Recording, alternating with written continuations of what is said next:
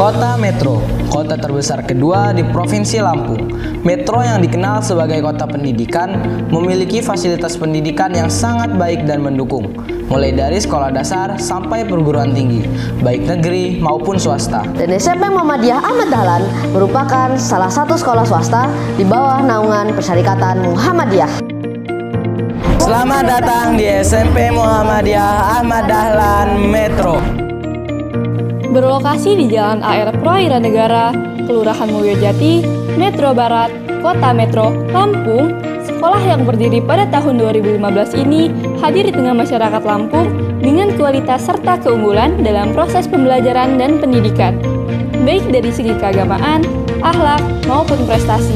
Dengan mengusung visi terwujudnya peserta didik yang berakhlak mulia, unggul, dan berprestasi, SMP Muhammadiyah Ahmad Dahlan lahir dengan konsep School of Holistic Education, di mana peserta didik akan mendapatkan pendidikan yang menyeluruh dan seimbang antara pemahaman agama, intelektual, sains, sosial, seni, olahraga, dan kecakapan hidup.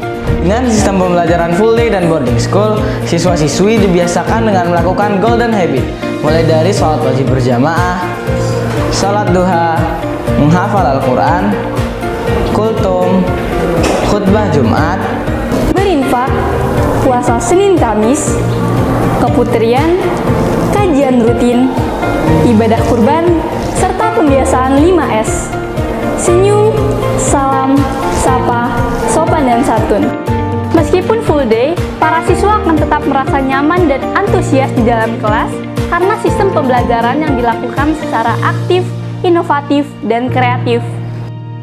Didukung oleh 75 orang tenaga pendidik dan kependidikan yang profesional di bidangnya dengan kualifikasi doktor, strata 2 dan strata 1, lulusan dalam dan luar negeri. Sekolah kami juga dilengkapi dengan sarana-prasarana yang memadai dan mendukung segala aktivitas pembelajaran, seperti gedung sekolah dan pondok yang modern, ruang kelas ber-AC, media pembelajaran yang canggih, fasilitas mebel yang futuristik, laboratorium bahasa, IPA, dan komputer, studio muat TV, ruang meeting yang eksklusif, perpustakaan, sport center, ruang musik, galeri seni, masjid, dan kantin sehat. Selain itu, sekolah kami juga memfasilitasi potensi akademik dan non-akademik melalui kegiatan ekstrakurikuler dan pembinaan kesiswaan. Melalui 28 kegiatan ekstrakurikuler, siswa-siswi diberikan ruang untuk mengeksplorasi bakat dan mengembangkan minat.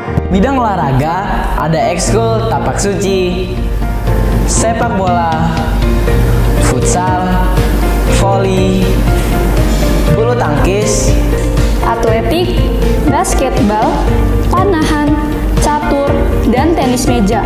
Di bidang kepanduan ada Hizbul Waton, PMR, UKS, Paskibra, siswa pencipta alam atau Sapala, dan kewirausahaan. Di bidang seni, siswa-siswi dapat bergabung dalam ekskul seni musik, seni rupa atau melukis, seni tari, dan seni sastra, teater, puisi, dan menulis. di bidang keislaman ada Dai atau Daiyah, Qiro, dan Murotal Al-Quran. Bidang sains dan teknologi ada karya ilmiah remaja, jurnalis sekolah, robotik, komputer, dan fotografi serta sinematografi. Selain kegiatan ekstrakurikuler, siswa-siswi juga mendapatkan kegiatan pengembangan diri di luar pelajaran sekolah yang disebut peminatan.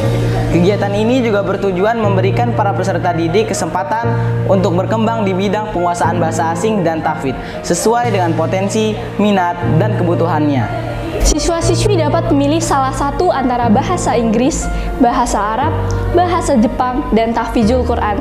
Dari proses pengembangan diri tersebut, kecakapan bahasa asing dan tahfidz mereka dapat berkembang menjadi lebih baik dan mahir, sehingga semakin mendukung potensi dan minat mereka. Kegiatan belajar mengajar yang aktif, kreatif, dan menyenangkan di SMP Muhammadiyah Ahmad Dahlan tidak hanya terbatas di dalam ruang kelas. Outdoor learning juga sering dilaksanakan. Misalnya melalui kegiatan Learning at Home dan Quranic Super Camp.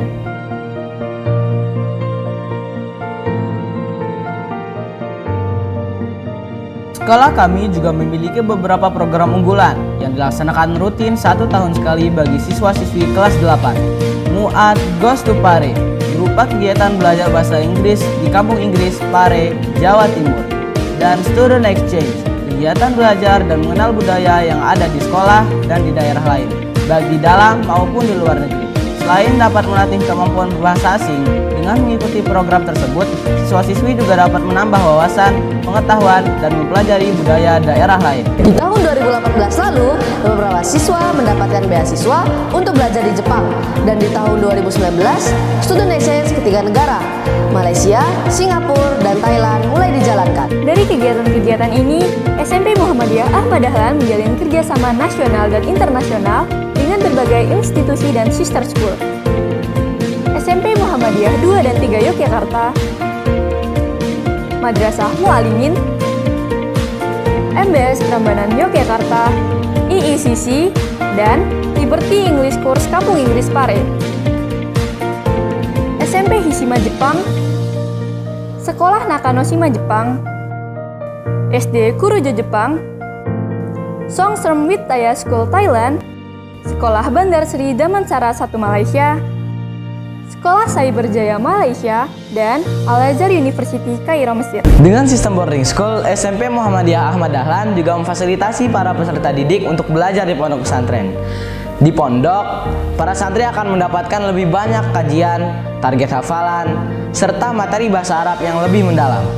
Tidak hanya itu, selama di pondok, santri juga belajar berbagai hal terkait kemandirian, kepribadian, kepemimpinan, dan pembinaan akhlakul karimah. Para santri juga difasilitasi kegiatan daurah tahfiz untuk menyelesaikan target hafalan atau menambah porsi hafalan. SMP Muhammadiyah Ahmad Dahlan selalu mendukung dan memfasilitasi siswa-siswi untuk terus meningkatkan prestasinya dengan mengikuti berbagai macam cabang perlombaan, baik itu yang bersifat akademik maupun non-akademik. Sampai dengan saat ini, meskipun masih tergolong berusia muda, SMP Muhammadiyah Ahmad Dahlan berhasil menorehkan prestasi lebih dari 545 prestasi dari tingkat kabupaten kota, provinsi, nasional, hingga internasional. Adapun prestasi yang telah diraih dalam waktu dekat ini adalah juara 1 OLSN Cabang Cipta Puisi tingkat nasional tahun 2019, finalis OLSN Cabang Storytelling tingkat nasional tahun 2019, finalis OLSN Cabang Cipta Puisi tingkat nasional tahun 2019, juara Harapan 1 LCC Permusiuman tingkat nasional tahun 2019, peserta terfavorit LCC Permusiuman tingkat nasional tahun 2020 dan tahun 2021, finalis gitar duet FLS 2N tingkat nasional tahun 2020, finalis desain poster FLS 2N tingkat nasional tahun 2020, finalis KSN Cabang Olimpiade IPA tingkat nasional tahun 2019 dan tahun 2020, finalis KSN Cabang Olimpiade Matematika tingkat nasional tahun 2021, dan juara 2 GSI tingkat nasional tahun 2021. Dengan berbagai kualitas pendidikan yang diberikan oleh SMP Muhammadiyah Ahmad Dahlan, para lulusannya akan mempunyai keunggulan dari segi kualitas keislaman, keilmuan, kebahasaan, kemasyarakatan, dan nasionalisme. Kami percaya Semua akan merasa bangga Menjadi bagian dari keluarga besar SMP Muhammadiyah Ahmad Dahlan Metro.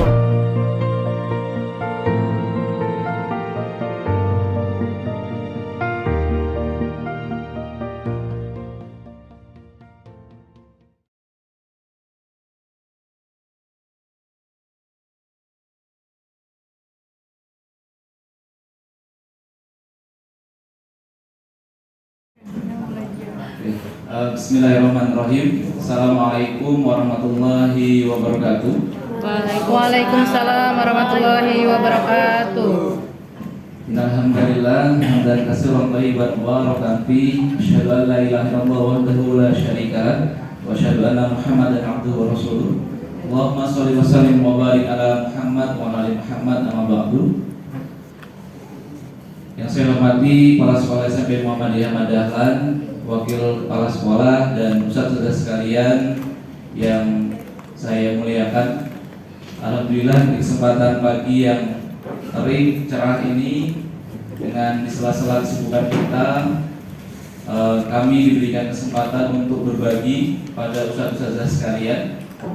Salah satu kewajiban saya sebagai calon guru penggerak sedang proses pendidikan dan baru menempuh perjalanan setengah perjalanan, ada kewajiban saya harus disampaikan kepada ustadz-ustadzah, yakni kaitannya dengan budaya positif yang harus dibangun di lingkungan sekolah.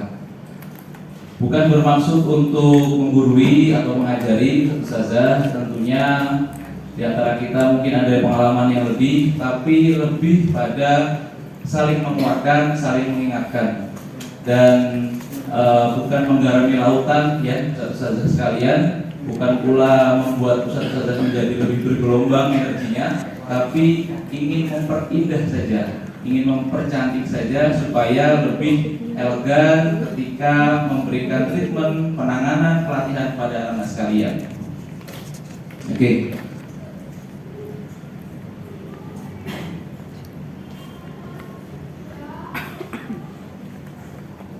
Untuk mengawali kegiatan ini, mari kita bersama-sama mengucapkan lafaz basmalah. Bismillahirrahmanirrahim. Kemudian ustaz-ustazah, ada video untuk kita lihat bersama.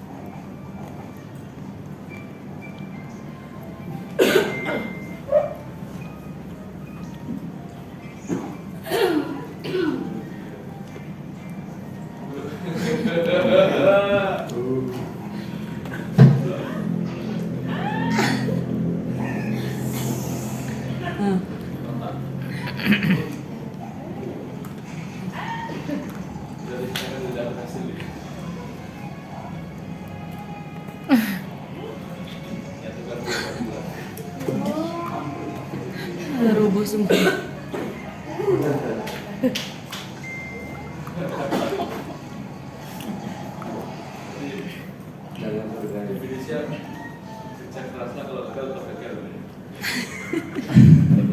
Oke, demikian tadi ustazah ya untuk menarik konsentrasi kita ke slide ya. Jadi sedikit video, tapi coba kita lihat apa pelajaran yang bisa kita ambil dari video itu. Silakan Ustaz komen ya, boleh. Tadi sepertinya sudah komen ya. Ya, negatif positif itu oke, gak ada yang salah, namanya opini. Pendapat itu boleh saja. Bekerja keras, tapi kalau gagal ya tetap gagal.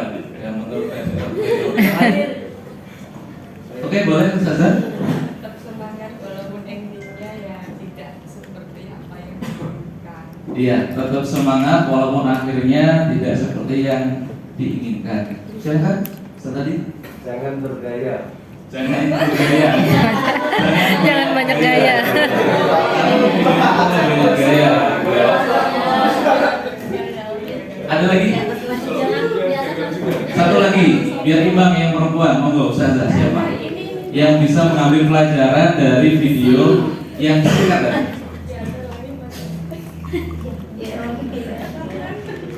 Boleh? Ustazah Rati mungkin? Iya. Kita harus tetap semangat berjuang meskipun di endingnya kita gagal. Oke, terima kasih ya. Oke, tepuk tangan buat kita semua Bapak Ibu ya. Ya. Apapun pelajaran yang bisa dipetik dari sini, dari sudut pandang Ustaz-Ustazah, Bapak Ibu sekalian, itu benar versi Bapak Ibu sekalian ya. Artinya ada mungkin nilai-nilai perjuangan di sini, nilai-nilai terlalu pede, meremehkan gitu ya. Kemudian akhirnya terjadi musibah juga yang besar menimpa dirinya, itu juga karena ulah dirinya sendiri. Faktor luar itu berpengaruh, tapi faktor dari dalam diri itu yang paling penting sebetulnya. Oke, kita lanjut Ustazah sekalian ya. Jadi topik pembelajaran kita yang harus kita bahas itu ada beberapa, banyak, cuma karena waktu mungkin nanti akan dipersingkat ya.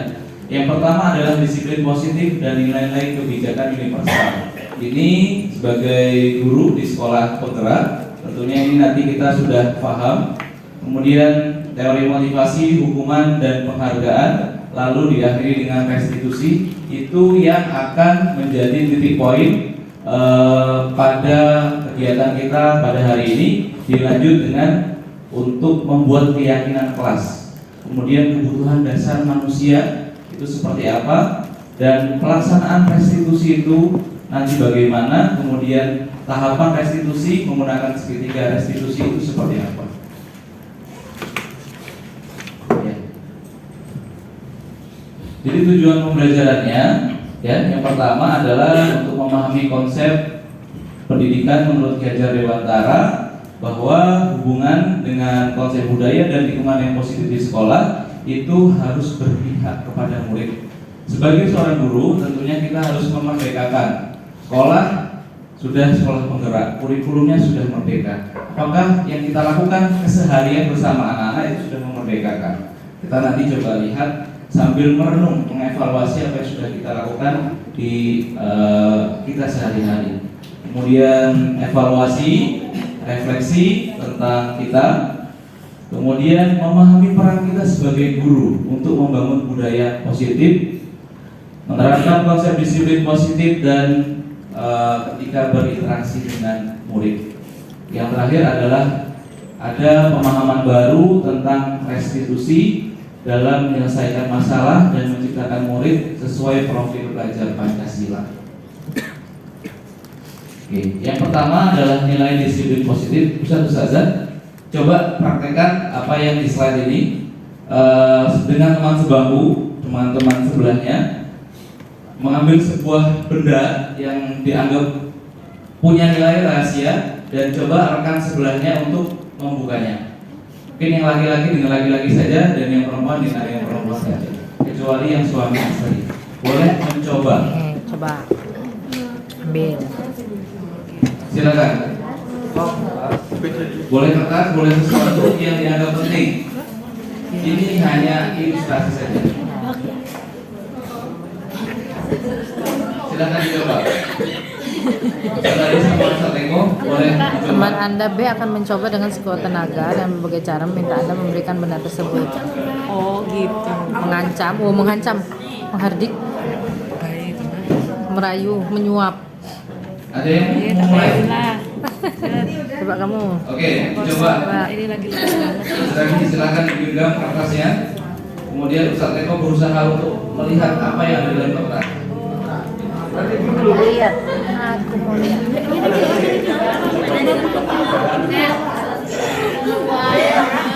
Belum. Membuat rahasia dulu, silakan. Ini tisu bagimu berharganya. Enggak. Oke. 30 detik. Ya. Nggak bisa Ustaz, nggak terbuka. Coba, silakan. Penasaran. Silakan.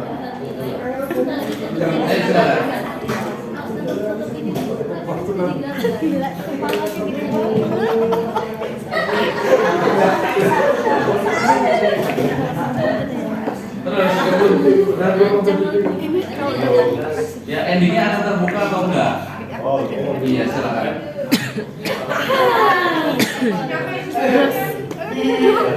Hafid. Tat. Oke, nggak terbuka ya? Oke, cukup ya. Jadi, yang terjadi Ustaz Eko dan Ustaz Adi itu kebuka nggak? Kebuka, akhirnya kebuka. Oke, apa sih maksudnya satu saja? Kita lihat, ya. Ada sesuatu yang tadi terjadi, ya. Ustaz Eko berusaha mendapatkan sesuatu dari Mr. Adi, ya. Mr. Adi ya sempat mempertahankan dengan segala cara. Ustaz Eko berusaha untuk mempengaruhi Mr. Adi supaya terbuka tangannya, apapun caranya. Bisa dengan dipancal pakai kaki tadi, itu kan kekerasan ya. Bisa dengan diklik-kliki, yaitu bagian dari usaha juga. Bisa merayu juga bisa. Itu adalah perilaku Ustaz Eko terhadap Ustaz Adi, karena ada sesuatu yang ingin dilakukan kepada Mr. Adi.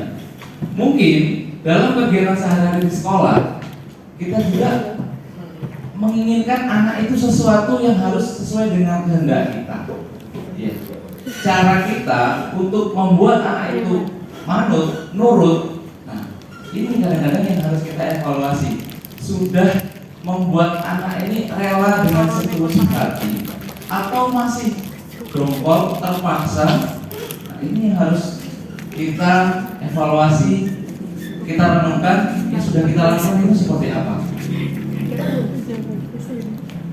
Yang terakhir, Ustaz, kita baca bareng-bareng. Banyak orang dewasa yang percaya bahwa mereka memiliki tanggung jawab untuk membuat murid-muridnya berbuat hal-hal tertentu. Apapun yang dilakukan dapat diterima selama ada sebuah kemajuan berdasarkan sebuah pengukuran kinerja. Pada saat itu pula, orang dewasa akan menyadari bahwa perilaku memaksa tidak akan efektif untuk jangka waktu panjang, dan sebuah hubungan permusuhan bisa jadi akan terbentuk. Kalau budaya memaksa, mengintervensi terus dilakukan, mungkin seketika masih bisa nurut, tapi jangka waktu panjang mungkin akan menjadi dendam. Nah, ini yang tidak memerdekakan. Ini yang harus mulai kita tinggalkan. Mulai kita harus berpikir lebih bijaksana lagi. Nah, ini adalah sebuah teori, ya. Siapa sesungguhnya yang memiliki kontrol? Yang memiliki kontrol adalah diri kita sendiri. Mr. Adi punya sesuatu, punya rahasia, dia punya kontrol gitu. Tapi kadang-kadang kekuatan untuk memegang atau menjaga rahasianya ya, tergantung faktor lingkungan yang mempengaruhi. Kalau dalam teori stimulus respon, ya, kita itu selalu mencoba untuk mengubah orang agar berpandangan sama dengan kita. Tapi kalau teori kontrol yang terbaik adalah kita berusaha memahami pandangan orang lain tentang dunianya. Jadi dari sudut pandang orang itu seperti apa sebenarnya. Jangan kemudian memaksakan orang lain supaya nurut manut dengan apa yang kita inginkan. Ini sekilas saja, Ustaz, saya yakin Ustaz sudah paham dengan teori ini. Ini adalah disiplin positif yang dikembangkan oleh Dr. William Blazer. Teorinya, kita tidak bisa mengontrol orang lain sesungguhnya, hanya diri kita yang bisa mengontrol diri kita sendiri. Ini menurut beliau. Kemudian semua perilaku itu punya tujuan. anak mungkin perlu perhatian sehingga dia melakukan sesuatu, gitu ya. Anak bisa berpura-pura baik karena dia ingin dilihat baik oleh gurunya, atau memang baik itu dari dalam dasar dirinya sendiri. Itu kan tergantung kepribadiannya. Kemudian posisi kontrol ini nanti akan kita bahas lebih dalam. Ya, ini kita sebagai guru lebih sering berperan sebagai penghukum atau berperan sebagai membuat anak bersalah, merasa bersalah, atau sebagai teman, atau lebih sering memantau saja. Atau bahkan yang kelima yang paling paripurna adalah posisi kita ketika melihat problem di anak adalah sebagai control manager. Nah, dan yang terakhir nanti kaitannya dengan ini adalah sebagai penguatan agar anak-anak nyaman belajar. Ada 5 kebutuhan dasar manusia yang harus dipenuhi supaya mereka bisa belajar dengan hikmat, nyaman, dan tujuan pembelajarannya bisa tercapai. Mana disiplin satu saja, kita belajar bahasa Indonesia sedikit, ya. Mungkin Ustadz Yolan bisa sedikit mengkritisi. Kalau memang oke, kita lanjut Ustadz Yolan, ya. Ya, disiplin itu dari bahasa Latin yang artinya sesungguhnya belajar.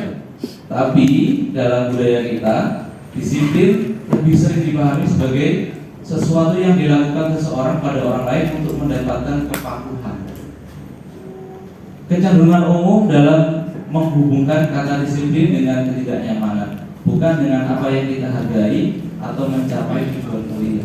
Jadi lebih pada memaksa orang untuk mengikuti aturan, bukan dari kesadarannya. Itu yang hari ini fenomenanya itu terjadi. Dan nilai-nilai kebijakan universal sebagai sekolah penggerak kita semua sudah paham. Arahnya adalah untuk kebajikan yang dicapai oleh setiap anak Indonesia adalah mencapai profil pelajar Pancasila, beriman kepada Tuhan Yang Maha Esa, berhalal mulia, mandiri, bernalar kritis, berbhinneka global, bergotong royong, dan kreatif. Nah, ustadz-ustadzah sekalian, kita lanjut ke teori motivasi, hukuman, dan konsekuensi, dan restitusi. Ini bisa kita baca sama-sama, ya. Di belakang juga kelihatan. Menurut Ki Hajar Dewantara, merdeka itu artinya tidak hanya terlepas dari perintah, akan tetapi juga cakap buat memerintah dirinya sendiri. Ya, jadi bukan hanya manut bebas dari adanya intervensi, tapi mampu mengendalikan dirinya sendiri. Ini menurut Ki Hajar Dewantara. Oke, kita renungkan, tanyakan ke diri kita sendiri. Ya, apakah kita melakukan sesuatu karena adanya dorongan dari lingkungan atau dorongan yang lainnya? Ketika kita berbuat, ya, kita lanjut, ya. Ini dijawab dalam hati masing-masing. Kalau kita melakukan sesuatu, apakah karena memang kita sendiri yang ingin atau karena ingin dilihat, gitu ya? Monggo. Nah, ini teori motivasi perilaku manusia. Ada 3 tipe. 2 tipe manusia. Yang pertama adalah yang berperilaku karena ada dorongan dari luar. Ini kebanyakan manusia, atau mungkin beberapa di antara kita masih ada yang seperti ini. Yang diharapkan adalah ketika kita berperilaku adalah karena menghargai diri kita sendiri, sehingga saya akan menjadi orang seperti apabila saya melakukannya, saya akan merasa nyaman, ya, dan orang lain akan merasa nyaman, tidak membuat orang lain merasa tersakiti, tidak membuat orang lain merasa tidak nyaman dengan yang apa kita lakukan. Nih, berdasarkan teori tadi, penerapan disiplin di sekolah harus dilakukan dengan alasan yang ketiga, yaitu siswa melakukan kebaikan sesuai dengan keyakinan kelas atau nilai-nilai yang sudah tertanam dalam dirinya, atau motivasi dalam dirinya sendiri, motivasi internal. Motivasi internal ini lebih berjangka lama dan buat siswa semakin kuat secara karakternya. Nah, ini yang diharapkan Ustaz-ustazah, mohon relawan yang bisa, supaya yang di belakang terbaca ya. Sampai di siapa ya? Bisa tolong dibacakan Ustaz Zamroni? Dibacakan studi kasus. Studi kasus. Ivan kurang menguasai pelajaran matematika, sehingga pada saat pelajaran tersebut berlangsung, dia lebih banyak berdiam diri atau menggambar di buku pelajarannya. Pada saat guru matematikanya, Pak Seno, menanyakan pertanyaan, Ivan menjadi gugup dan tak sengaja menjatuhkan tasnya dari kursi, serta tiba-tiba menjadi gagap pada saat berupaya menjawab. Seluruh kelas pun tertawa melihat perilaku Ivan yang bicara tergagap dan terkejut tersebut. Pak Seno pada saat itu membiarkan teman-teman Ivan menertawakan Ivan yang tergagap dan malu luar biasa. Dan malahan Ivan diminta untuk maju ke depan dan berdiri di depan kelas sambil menunjuk hidungnya karena tidak bisa menjawab pertanyaan Pak Seno. Kelas makin gaduh dan anak-anak pun tertawa melihat Ivan di depan kelas memegang ujung hidungnya. 1. Apakah Bapak atau Ibu setuju dengan tindakan Pak Seno terhadap Ivan? Mengapa? Yang kedua, menurut Bapak atau Ibu, tindakan Pak Seno terhadap Ivan adalah hukuman konsekuensi. Mengapa? Oke, terima kasih Ustaz Zamroni. Dari kasus itu satu saja, ya. Boleh menjawab satu atau dua di antara kita. Menurut satu saja, setuju tidak dengan yang dilakukan Pak Seno terhadap Ivan? Setuju nggak? Kurang. Nggak setuju. Kenapa tidak setujunya? Kena mental. Gimana? Sadar? Guru harus mengerti bahwa anak itu gugup karena mungkin dia memang belum memiliki kemampuan yang setara dengan teman-teman di kelasnya. Oke, terima kasih. Ya, terima kasih Ustazah. Kemudian betul ya, mungkin kita harus memahami anak itu sebenarnya kenapa kok sampai dia ketinggalan materi matematika gitu. Artinya ada sesuatu di anak ini. Dan tindakan guru yang dilakukan Pak Seno, ya kalau memang tidak setuju sama saya pun tidak setuju dengan tindakan Pak Seno. Dan mudah-mudahan di antara kita sudah tidak ada yang menjatuhkan mental anak sampai seperti ini. Kenapa antum setuju? Oh gitu ya, itu tadi Ustaz Ega ya. Kalau sudah dibilangin berkali-kali masih tetap sama, oh monggo ya. Penyebabnya kalau memang dibilangi terus-terusan berarti kan ada sesuatu Ustaz. Nah ini yang harus kita cari tahu sebetulnya, ya kan? Misalnya dia emang nggak bisa, berarti kita menuntut lebih untuk lebih. Ya, alhamdulillah ini sudah lebih memerdekakan Ustaz. Ya, ya. Waktu itu tergantung kita Ustaz sebenarnya ya. Mau memberikan treatment seperti apa? Ustaz mau menyuarakan? Nanti kayaknya mau ngomong gitu gini. Oh enggak ya. Ya. Kemudian menurut Ustazah, ini berupa hukuman atau konsekuensi? Hukuman atau konsekuensi yang dilakukan Pak Seno kepada Ivan? Hukuman. Hukuman. Iya. Kenapa mau hukuman? Ustaz.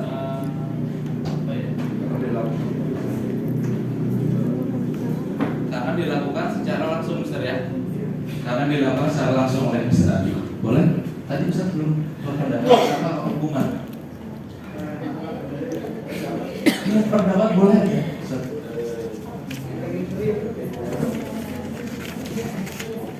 Karena itu apa namanya? Seperti justifikasi langsung gitu ya. Tanpa dia bertanya, tanpa langsung langsung ditembak aja, sehingga kata tertembak tadi kena mental. Iya, oke. Situasi ini satu saja. Ini situasi yang tidak seharusnya dilakukan guru. Ya, sebagai guru kita tidak dibenarkan ketika melakukan tindakan seperti yang dilakukan Pak Seno. Ya, gitu. Dan apapun alasannya, karena memang pendidikan yang sebenarnya harus memerdekakan itu lebih pada menggali potensi yang dimiliki oleh anak, bukan memaksakan anak harus bisa apa. Maka yang harus dilakukan Pak Seno adalah yang cari tahu tadi seperti yang disampaikan oleh Ustaz Tias. Oke, ini hukuman Ustaz, ya betul tadi yang disampaikan Ustaz Ali dan Ustaz Khairul. Hukuman adalah tindakan pengendalian bersifat tidak terencana atau tiba-tiba. Ini membuat anak ya tidak tahu apa yang akan terjadi, tiba-tiba dia diberi hukuman. Berbeda halnya dengan konsekuensi. Konsekuensi bentuk pengendalian yang sudah terencana atau sudah disepakati. Biasanya Ustadz Ridho dan teman-teman di BK itu kalau memberikan konsekuensi itu sesuai dengan kesepakatan. Konsekuensi dibuat bersama untuk kalau kamu mengingkarinya nanti konsekuensinya seperti ini A, B, C, seperti itu. Tidak satu arah tiba-tiba dari Ustadz Ridho tiba-tiba keluar. Tidak seperti itu, tapi dibuat sebuah kesepakatan. Nah ini bentuk atau contoh hukuman arahnya seperti ini. Kita percepat saja Ustaz. Nah, apa sih yang harus kita lakukan Ustaz sebagai guru? Ya, ketika kita melihat siswa kita, murid kita melakukan kesalahan, apakah 5 kegiatan ini atau kita melakukan tindakan yang lain?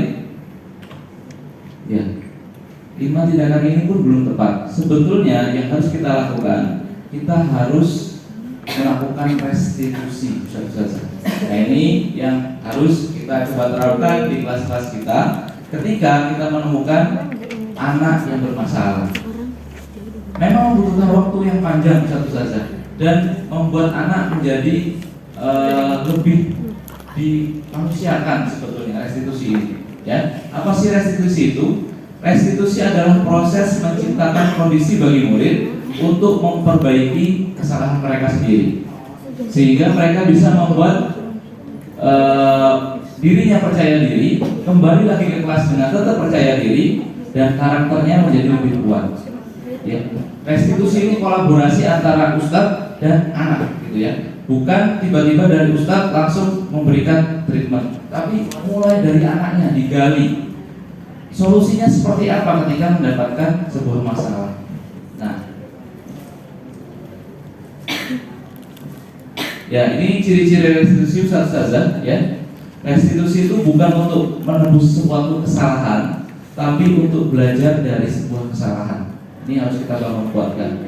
Memperbaiki hubungan ya antara si anak dengan anak yang bermasalah atau antara kita dengan anaknya. Kemudian sebuah tawaran, bukan sebuah paksaan. Ya. Kemudian restitusi menuntut untuk melihat ke dalam diri si anak yang bermasalah. Kemudian restitusi itu mencari kebutuhan dasar yang mendasari tindakannya. Ini restitusi. Fokus pada solusi, bukan fokus pada masalahnya. Dan restitusi mengembalikan murid yang berbuat salah pada kelompoknya, artinya supaya tidak minder, dia tetap mau bergaul dengan yang lainnya. Kita membangun kesadaran dari si anak, solusinya yang terbaik seperti apa. Kalau hukuman itu cenderung negatif, kalau konsekuensi itu netral karena lahir dari kedua kesepakatan, tapi kalau restitusi itu lebih positif. Murid akan lebih menghormati dirinya dan lebih menghormati orang lain. Murid belajar bertanggung jawab untuk setiap langkah perilakunya. Nah, ini yang kita maksud dengan keyakinan kelas Ustazah. Di antara kita lebih banyak wali kelas di ruangan ini saya lihat. Biasanya wali kelas itu punya kesepakatan kelas. Ya, kesepakatan kelas disusun dan dikembangkan bersama-sama antara guru dan murid. Kesepakatan kelas yang menuntun nilai-nilai positif akan berujung pada keyakinan kelas. Nah, keyakinan kelas adalah kesepakatan kelas yang diyakini bersama oleh guru dan murid selama proses pembelajaran. Ini yang harus kita bangun sebagai guru, sebagai wali kelas. Mungkin lebih sering kita gunakan seperti kontrak belajar ya, contoh saja ya. Kontrak belajar, kesepakatan bersama, kemudian kesepakatan itu diyakini bahwa ketika kita melanggar, ya kita harus tahu konsekuensinya. Next saja. Nah, ini satu saja. Yang mana yang merupakan keyakinan kelas? Coba diamati, ini kesepakatan kelas. Tapi di mana dari dua kumpulan ini yang merupakan keyakinan kelas menurut Ustaz Ustazah?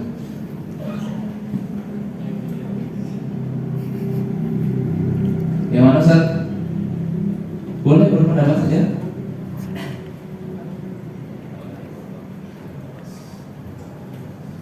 Semuanya adalah sebuah kesepakatan. Tapi yang memiliki nilai-nilai dan bertanggung jawab lebih pada yang sisi sebelah sini, Ustaz saya. Iya. Next saja. Next saja. Sambil dibaca boleh. Nah, ini posisi kontrol guru yang perlu kita coba mulai terapkan satu saja. Posisi kontrol guru dalam menyelesaikan masalah, ya. Kemudian ini kebutuhan dasar untuk wawasan kita bahwa anak, ya, bahwa anak itu punya 5 kebutuhan dasar, ya, yang harus dipenuhi kalau anak ini mau dilanjutkan proses belajarnya. Yang jelas dia punya suasana yang nyaman untuk bertahan hidup, dia merasa ada kebebasan, dia merasa ada kesenangan, dia merasa kasih sayang dan diterima di kelasnya, dan dia merasa punya penguasaan terhadap orang lain. Ini yang paling terakhir. Biasanya di antara kita, kalau 5 kebutuhan dasar ini juga sudah terpenuhi, kita akan settle hidupnya, tidak gampang galau. Nah, coba kita renungkan bersama menurut Diana Gosen ini. Guru perlu meninjau kembali penerapan disiplin di dalam ruang kelas mereka selama ini, apakah telah efektif, apakah berpusat, apakah memerdekakan pada murid, dan bagaimana serta mengapa. Ya. Ketika kita menerapkan disiplin kelas, apakah sudah dari bersama-sama anggota kelas atau hanya bersumber dari guru? Coba Ustaz mulai membuat kesepakatan kelas bagi yang belum, ya, sehingga terjadi sampai pada keyakinan kelas.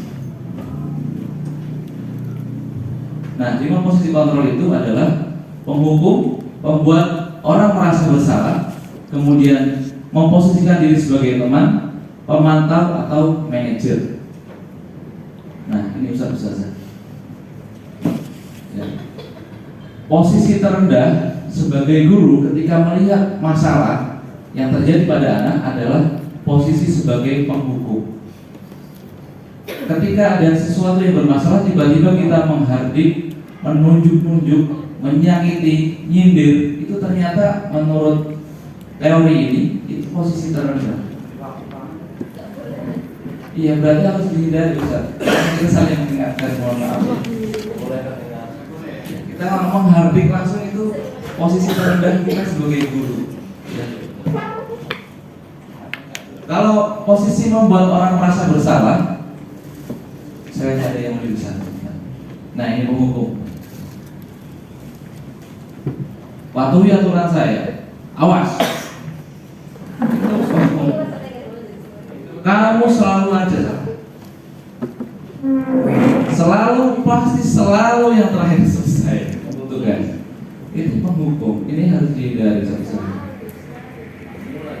Jatuh apa ya, martabat seorang anak, apalagi ketika di forum kelas ditembak seperti itu, kena mental.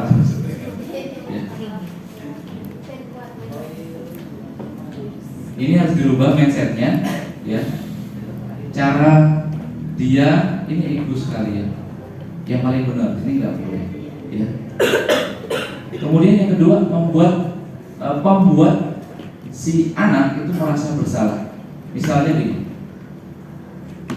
ibu sangat kecewa sekali dengan kamu. Nggak keras tapi nusuk gitu. Berapa kali bapak harus memberitahu kamu ya? Gimana kalau orang tua kamu tahu kamu begini? Artinya kan dia tetap menyalahkan, tapi dengan cara yang lebih halus. Ini membuat anak juga merasa salah. Ternyata ini juga kurang tepat. Kita harus seperti apa sih sebenarnya? Apakah kamu akan berubah? Nunggu ibu. Nah, kalau ini yang ketiga, Ustaz, memposisikan dirinya sebagai teman. Ayo bantulah demi Ustaz ya. Ayo ingat tidak bantuan Bapak selama ini. Artinya kita lebih friendly gitu ya, friend banget lah, menjaga. Ya sudah, kali ini nggak apa-apa, nanti ibu bantu bereskan masalah. Ini ternyata ini posisi yang lebih bijak daripada penghukum. Tapi kita lihat yang selanjutnya. Ini yang pemantau.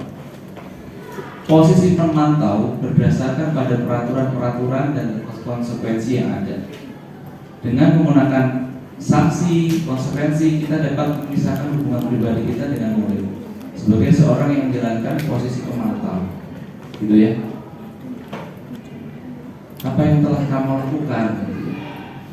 Suruh flashback ke masyarakat. Sanksi dan konsekuensinya apa? Kamu kan sudah tahu peraturan kita. Ini ternyata belum paripurna satu-satu. Sudah mengajak berpikir tapi belum paripurna. Tapi yang paling diharapkan sebagai posisi ketika kita sebagai guru, ketika menemukan siswa yang bermasalah adalah sebagai manajer. Ini posisi kontrol yang kelima. Posisi di mana guru berbuat sesuatu bersama dengan murid, mempersilahkan murid mempertanggungjawabkan perilakunya, mendukung murid agar dapat menemukan solusi atas permasalahannya sendiri.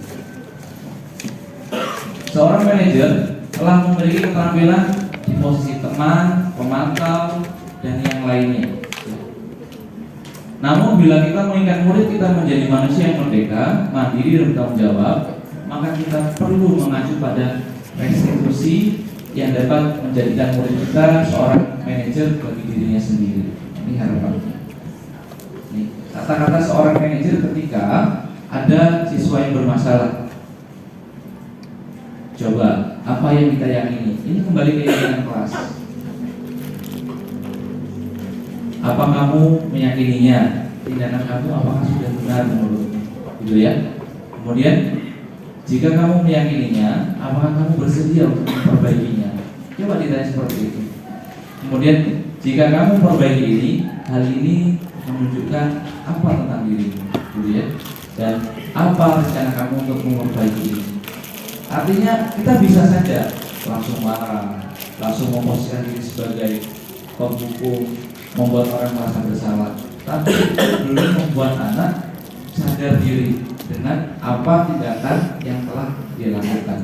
Yang harus kita lakukan adalah mengajak dia untuk menemukan yang dia lakukan benar atau salah. Versi dia sudah sesuai belum dengan keyakinan kelas atau kesepakatan kelas. Kalau sudah sesuai atau tidak sesuai, kemudian solusinya gimana? Tinggali, nanti ada itu. Nah, ini next saja. Nah, ini langkah ketika kita ingin menjadi manajer, ya, memposisikan diri kita sebagai manajer disebut dengan segitiga restitusi. Jadi segitiga restitusi itu menanyakan keyakinan, menstabilkan identitas dan memvalidasi kebutuhan. Ini Ustaz.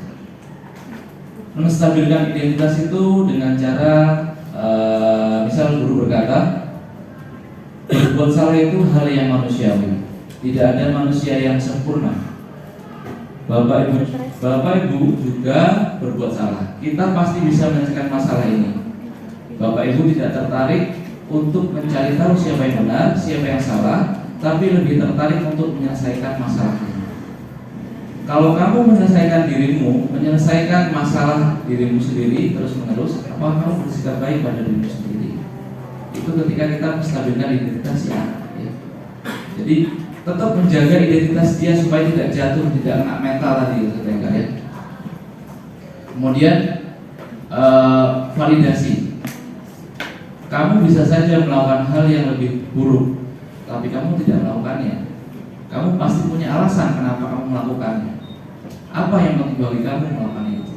Gitu ya.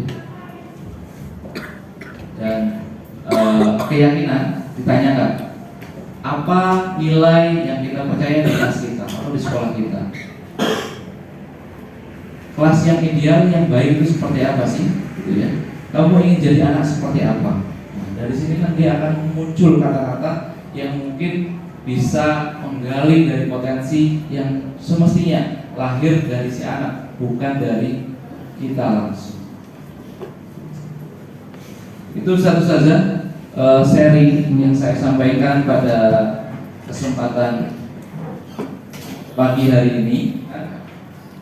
Di akhir saya akan mencoba menayangkan satu saja video tentang praktek restitusi.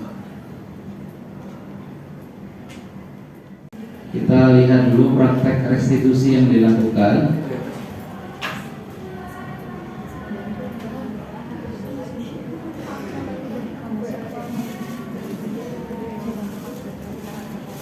Siang sana.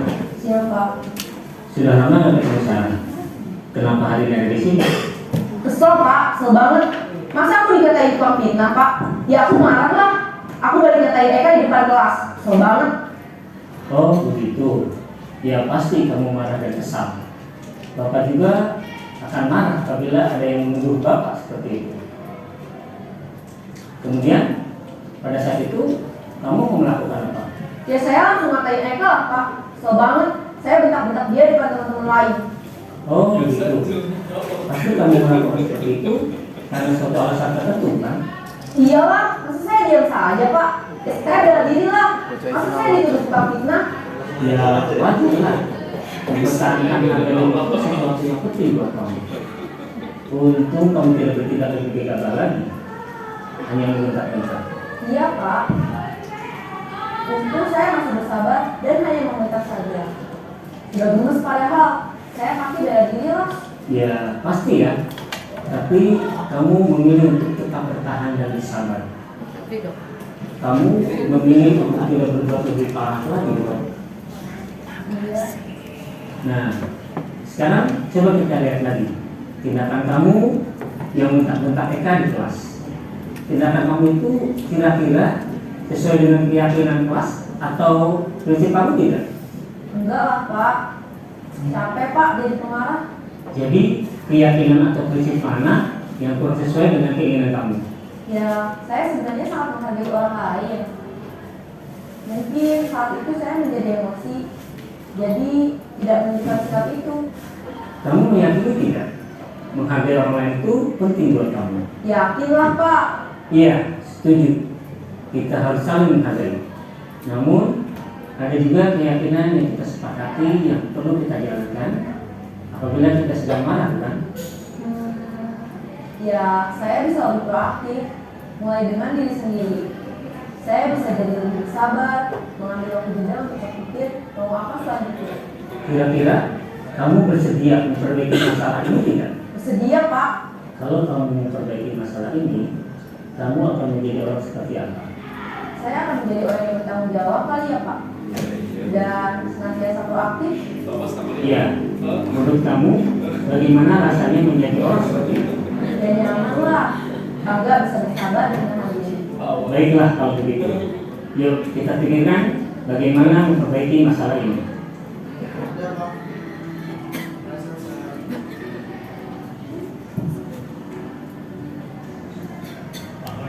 Ya, seperti itu satu saja. Jadi sebagai seorang guru tentu kita ingin efek dari treatment yang kita berlakukan itu bertahan lebih lama. Maka harapannya adalah untuk membangun kesadaran dari diri si anak, bukan dari ego kita atau dengan cara kita, tapi coba anak diajak berpikir. Memang ini tantangan tersendiri, tentu saja tidak mudah, ya, tidak mudah, dan tidak semua anak mungkin di level SMP bisa diajak seperti itu, ya, Ustaz Khairul, ya.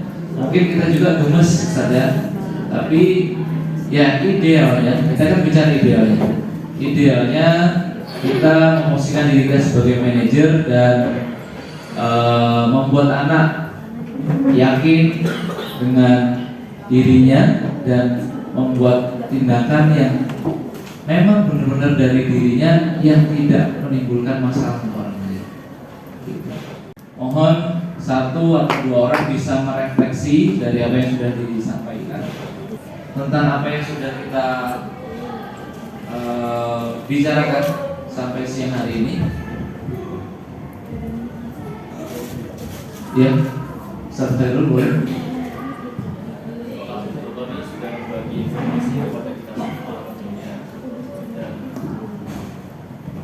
Khususnya bagi saya pribadi yang mungkin 24 jam bersama dengan siswa, dan ini sangat penting sekali buat pengetahuan saya dan mungkin bisa nanti saya praktekkan di pondok, karena selama ini saya mulai bertahap, Ustaz. Mungkin yang dulu saya sering sekali marah di depan anak, di depan orang lain, di depan santri yang lain. Kemudian semakin bertambahnya usia, semakin bertambahnya kita sering berbagi informasi seperti ini, saya juga menyadari bahwa itu bukan hal yang baik buat saya, justru malah merendahkan diri saya sendiri, justru benar sekali. Cuman untuk yang sampai dengan solusi ini saya belum mencoba.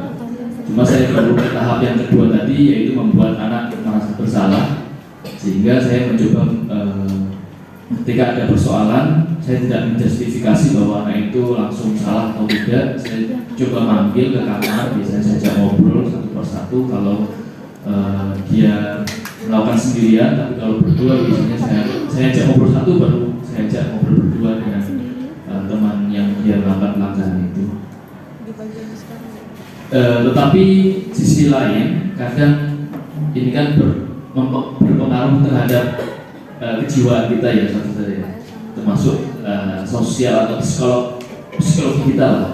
Kadang ketika kita mengajar itu, kadang pun saya refleks memberikan hukuman refleks di dalam kelas. Mungkin pada saat itu saya sedang tidak enak hati, emosi sedang tinggi, mungkin sedang muncul banyak persoalan yang dari luar kelas saya bawa ke dalam kelas. Tiba-tiba di kelas itu kita mengajar dan melihat siswa itu tidak memperhatikan, kemudian tidur atau justru malah asik dengan dunia sendiri.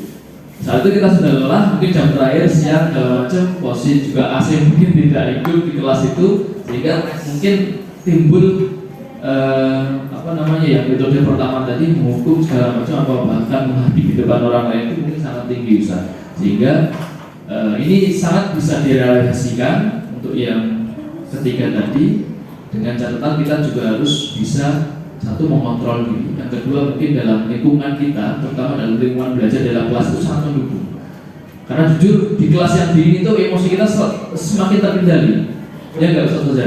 Kalau kita mengajar di kelas yang dingin, nyantai gitu, walaupun nanya ribut, kita terkendali otak kita itu. Tapi kalau kelas itu, mohon maaf, sudah anaknya tidak bisa diam, AC-nya mati-matian, tidak hidup, gak ada mati, kemudian anaknya keringetan bau rebus gitu, kan kita anak gitu kan semua itu sudah emosi kita sudah terkontrol. Apalagi di usia seperti kita ini kan kadang naik turun emosi kita. Itu yang mungkin saya sampaikan satu ini, terutama saya di Pondok. Terima kasih sekali sudah berbagi ini penting sekali bagi saya. Mungkin saya akan minta filenya Ustaz di share supaya kita juga bisa membaca ulang bagaimana sih metode yang tepat penanganan santri sehingga atau siswa, sehingga mereka tidak hanya merasa bersalah tapi bisa menyelesaikan masalahnya dengan bantuan kita, sehingga kita jadi sebagai teman dalam menyelesaikan persoalan yang sedang dihadapi. Karena ini pasti kompleks sekali kalau kita lihat persoalan anak kita, terutama yang di pondok.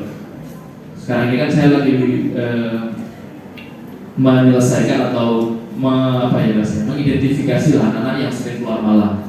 Jadi mungkin ya ada faktor kenapa sih mereka bisa keluar malam, kenapa sih mereka kok masih ada yang ke warnet, mungkin masih ada sebab. Itu yang saat ini saya mencoba mendengar gitu, mencoba mencoba mendengar alasan kenapa kamu kok keluar malam gitu. Dan karena tipikal saya mungkin di benak mereka adalah galak atau segala macam, sehingga masih setengah-setengah mengucapkan atau mengutarakan alasan. Itu mungkin saya bisa belajar menjadi teman untuk menyelesaikan permasalahan yang mereka hadapi. Terima kasih mungkin untuk tadi yang saya sampaikan. Assalamualaikum warahmatullahi wabarakatuh.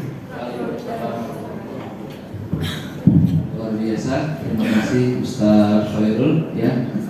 Alhamdulillah, mudah-mudahan kita pelan-pelan bisa menerapkan resolusi ya dengan 3 strategi segitiga resolusi tadi, sehingga lebih memanusiakan anak kita dan dampak dari pendampingan yang kita lakukan itu lebih bertahan karena memang berasal dari dalam diri si anak. Ada lagi mungkin yang ingin memberikan tanggapan? Kemudian silakan.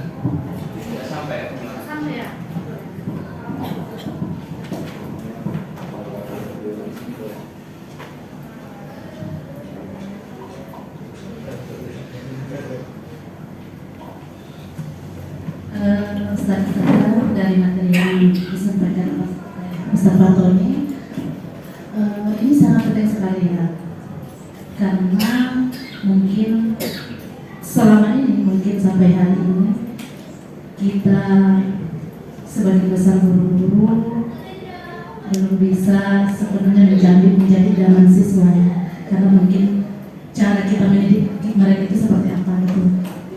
Dulu saya masih ingat di tahun pertama kedua sampai ketiga, Umi termasuk sosok guru yang agak tegas di kelas, suka marah ketika anak itu tidak bisa dikendalikan. Tetapi ternyata itu tidak membuahkan hasil, bahkan anak itu akan menyimpan rasa tidak suka kepada kita gitu.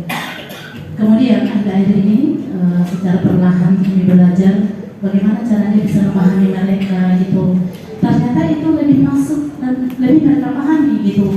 Bahkan mereka itu, kalau kita bisa memahami mereka, tidak langsung menghakimi ketika mereka melakukan kesalahan, mereka itu bisa dengan sendirinya datang ke kita, mengajak kita ngobrol, dia punya salah seperti itu. Jadi ternyata itu, kita itu lebih berhasil ketika anak itu melakukan kesalahan, namanya anak-anak gitu, karena cara berpikir mereka belum seperti kita gitu. Jadi ketika mereka melakukan kesalahan, kita jangan menghakimi terlebih dahulu gitu. Tapi mungkin bisa kita panggil anaknya, dan lebih baik juga ketika memanggil anak tidak di kelas gitu, sehingga apa, meskipun dia salah dan kita mungkin menegur dia di kelas, itu akan memojokkan dirinya gitu, sehingga itu akan berpengaruh terhadap mental si anak. Lebih baik nanti kita panggil, kemudian nanti kita ajak ngobrol, kemudian kita dengarkan dia ceritanya apa, pasti anak ini punya masalah seperti itu. Jadi sekarang merasa mengajar itu karena Umi tidak terlalu seperti dulu, artinya suka marah gitu. Dulu kesannya malah Umi itu galak gitu. Salah satu tergalak kayaknya di Ahmad Dahlan ya pada masa itu tahun pertama kedua gitu. Tapi sekarang Umi itu lebih nyantai menghadapi anak-anak karena bawaannya tidak marah-marah. Jadi ketika masuk, kadang apalagi kelas cowok ya yang kelas besar, hampir 40 ya, ada kelas 9. Benar. Ya. Dari sudut ke sudut itu anak semua, sampai Umi masuk, Umi sampai istighfar gitu. Ya Allah, ini jumlahnya berapa? Gitu. 40 nih, hampir 43,8 kalau salah. Oh iya. Ya, paham ya kelas yang mana gitu. Nah, anak ini memang model anak yang sangat banyak ngomong gitu loh di kelas gitu. Kita baru ngomong, mereka itu sudah jauh ngobrolnya gimana gitu. Lalu ketika kita masuk udah diam aja dulu, diperhatiin. Ternyata anak ini kalau kita diam, kita tidak ngapa-ngapain, mereka sadar sendiri. Biasanya kita bilang, ayo, itu Umi udah duduk di depan. Oke, nanti pertama sekali biasanya Umi akan buat kontrak belajar gitu.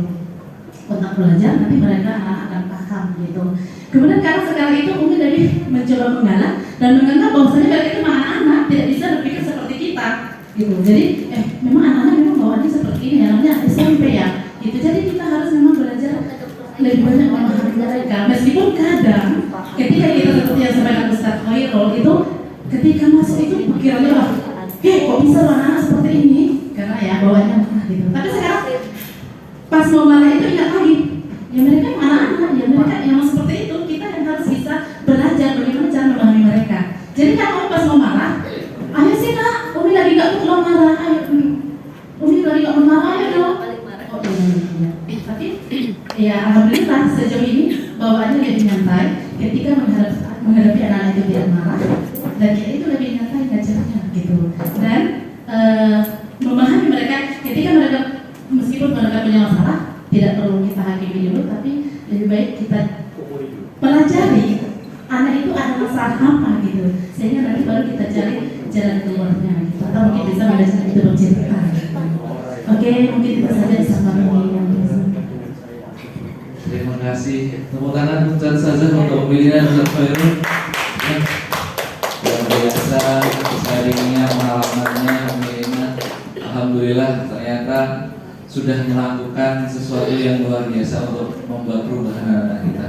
Dan karena memang Umi Lina, Ustazah Lina adalah salah satu guru awal saja ya.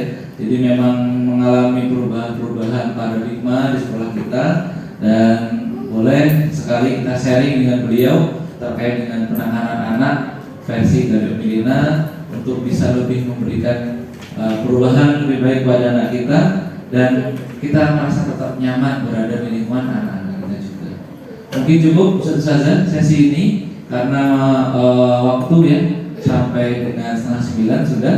Saya ucapkan terima kasih banyak Ustaz-Ustazah sudah berkenan untuk hadir dan berkenan untuk saling merefleksi pengalaman.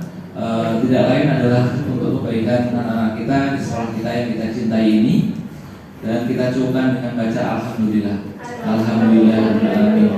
Saya mohon maaf Ustazah, mungkin dalam penyampaian ada yang kurang tepat, ada istilah-istilah yang saya sendiri juga agak sulit membacakan, karena ini juga hal yang istilah-istilahnya mungkin baru bagi saya, dan kita mencoba untuk menerapkannya.